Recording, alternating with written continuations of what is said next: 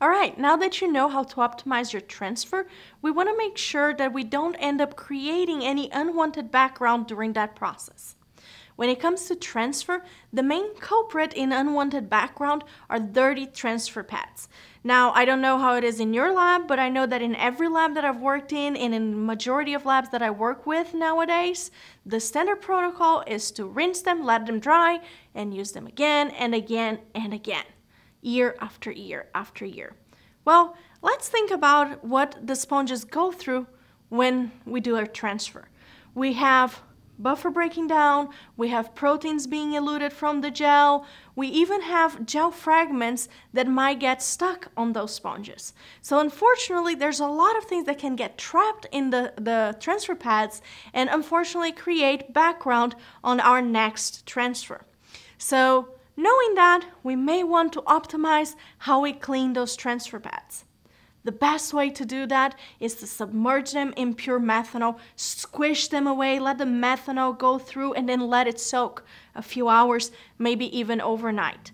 If you have never cleaned those transfer pads, the methanol is probably going to turn yellow, maybe even orange. If that happens, dispose of the methanol properly and repeat that process as many times as necessary until the methanol comes out clean. When you're happy with that, you're going to go ahead and truly rinse those sponges with pure water and then let them dry so you can use them again. You don't necessarily have to do that after every single Western that you run, but when you see some weird background that you're not really sure where it's coming from, it might be your transfer pads, so go ahead and clean them again. Now, this whole cleaning the transfer pads doesn't have to stop there. It's actually a good idea to clean all of your instrumentation. You can clean your running tank, your transfer tank, your little sandwich apparatus, later on your incubation boxes, and your forceps.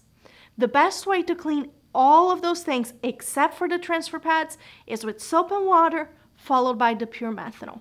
That way, you're really going to eliminate any source of unwanted background. Now, there's one thing that's very hard to clean, even with pure methanol, and that is kumasi. So if you have incubation boxes that have been previously used with kumasi, don't use them for Western blots.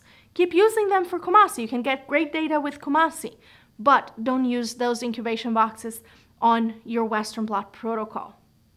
All right, so now we know how to optimize our transfer. We know how to clean all of our transfer instrumentation. It's time to lock those proteins in places so we can move on with our protocol. But before we do that, let's take a look at how the transfer happens in the lab.